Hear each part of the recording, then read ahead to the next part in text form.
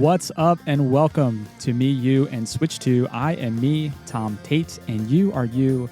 So let's talk about Switch 2. This is the latest and greatest Nintendo Switch 2 news brought to you every Tuesday and Friday in snackable 5 to 10 minute episodes. Today happens to be Tuesday, March 31st. It's about 8:02 a.m. on the East Coast.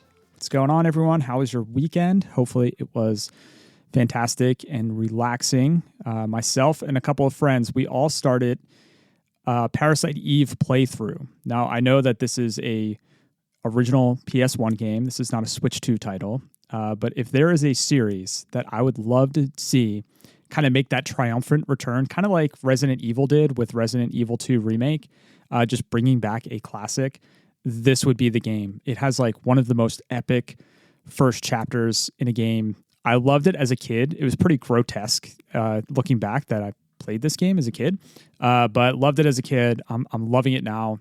Fantastic game. And as of recording this, it is the eve of the Super Mario Galaxy movie. A lot of excitement, a lot of hype for this movie. A lot of people I've noticed have been on some sort of spring break this week. No work, kids home from school. Not me. I'm working Monday through Friday, but I'm hoping to kind of sneak out after work with my kids tomorrow or Friday to see the Mario movie. And if so, I'll maybe record like a bonus episode with my thoughts, spoiler free, but we'll see. Then I think we have some Easter plans this weekend, so I'm pretty stoked. I'm pretty positive this week. There's really not much in the news the past few days. That's why I'm bantering. If you ever hear me banter in the beginning of an episode, it's because there's really not much going on, but we do have a lot of rumors and leaks to cover. I'm going to cover that at the end, so if you don't like to hear that type of stuff, you probably already caught some of these just floating around the internet. But if you don't like to hear this, I'll let you know when to stop listening. Okay, first up, Resident Evil Requiem got a title update on March 27th, and the big addition here is photo mode. So you can pause the game and take photos, just like photo mode in a lot of other games, but this is very cool. I appreciate that they added this. One thing that I noticed, character expressions in some cutscenes have been adjusted to better convey emotion. I don't know what specific scenes they're talking about, but if somebody kind of sleuthed this and discovered kind of how this was improved, I think that'd be really interesting. But I love that line item here in the release notes. We're learning more about Pokemon Champions and how this game will be priced. It is a free-to-start game, but they're going to be selling a $9.99 starter pack, increase box space from 30 to 80, Battle Trainer from LGPE exclusive song, earn 50 training tickets and 30 quick tickets. There's a free battle pass, but there's also a premium battle pass for $6.99 that lets you unlock extra rewards in the battle pass. For $49.99, you get a 12-month membership, store more Pokemon in their box, have more battle teams usable at one time, and unlock membership exclusive missions. So there are price points to consider as you start to play this free-to-play game, free-to-start game, I guess I should say.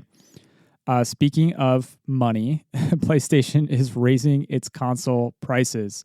And I'm sharing this information because I believe that Nintendo will not be spared from increasing prices. This might not be a console price hike, although I do feel like that is coming.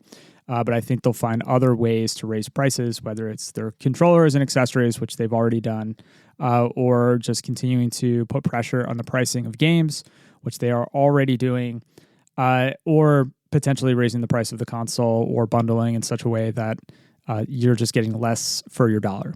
So for PlayStation 5, it's going from $549.99 to $649.99. So it's a $100 increase for the base PS5. Digital edition is going up $100 from $499 to $599.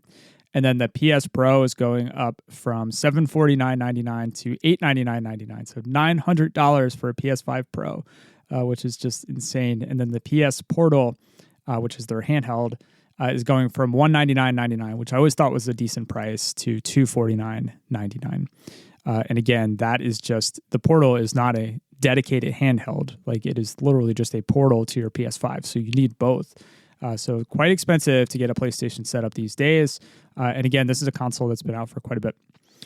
Okay, I'm ready to talk about the leaks and rumors. You probably caught these already on the internet. This is not breaking news. But if you don't want to hear any of this because you like to just go in blind with as many things as you can end the episode right now, and I will catch up with you on Friday. So the first one came from Nate the Hate. Now, he's a very popular leaker. He's been leaking. We've mentioned him a lot on this show, and his leaks are often pretty credible. He seems to have an inside source on when we're going to have specific Nintendo Directs and what types of games will be featured in those Directs. I don't know his sources, but he's been pretty spot on for a lot of things. We're told that Nintendo will be releasing a new Star Fox game this summer, according to Nate. He wrote, "I've been told this is a classic-style Star Fox game. The visuals are very good, very satisfying, and there's apparently going to be an online multiplayer." I saw on Reddit that Fox, a picture of Fox, was included in a graphic that promoted enriching their existing IP. So there was a slide in their Nintendo's financial presentation, like their earnings call type of thing. And they had Fox on there, along with all the other characters you'd expect to see. So Star Fox has always been considered one of Nintendo's core franchises. So this doesn't really surprise me.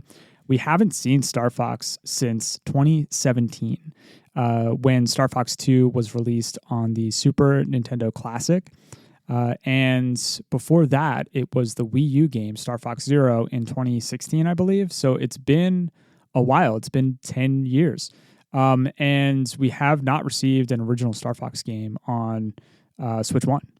And I think the timing for this release kind of checks out because they just revealed that Fox will be a character in the Mario Galaxy movie. Now, maybe he's just a quick cameo. Maybe he has more of a supporting role like Donkey Kong did in the first Mario movie.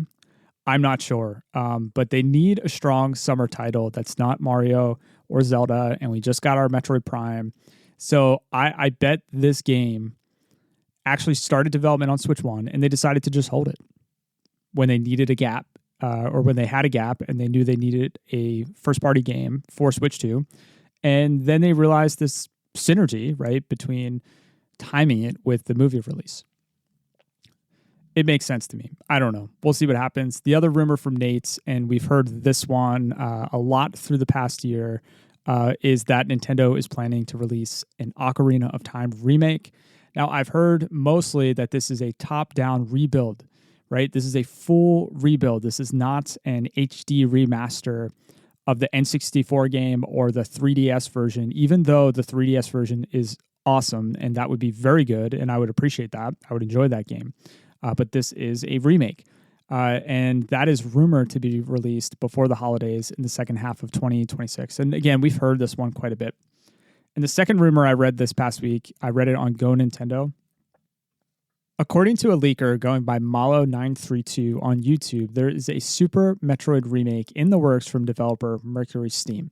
This is the same team behind Metroid Dread and Metroid Samus Returns remake on 3DS. Supposedly, this remake would employ a pixel art style of some kind. In addition, it's been reported that Mercury Steam is also in development on a brand new Metroid game that would serve as a follow-up to Dread. So that's the direct quote from Go Nintendo. This feels like an easy one. I mean, Super Metroid is a perfect game, so just make it pretty and smooth, and I will gladly hop back in there, as I'm sure many will. I'm not opposed to these types of remakes. I think you could also, have the same team. I think it was Greco who did the Legend of Zelda, Echoes of Wisdom, and the Link's Awakening remake. Just take that engine, right, and do the Oracle of Seasons and Oracle of Ages games. I mean, I would gladly play that, right? Or build a new engine and a new art style and give me a link to the past. I mean, Super Nintendo games are incredible. So if you want to just remake a few of them, in addition to, continuing to build out these original games like a follow-up to Dread, I think that's a fantastic strategy to bolster your releases throughout the year and give us some really fantastic games to play.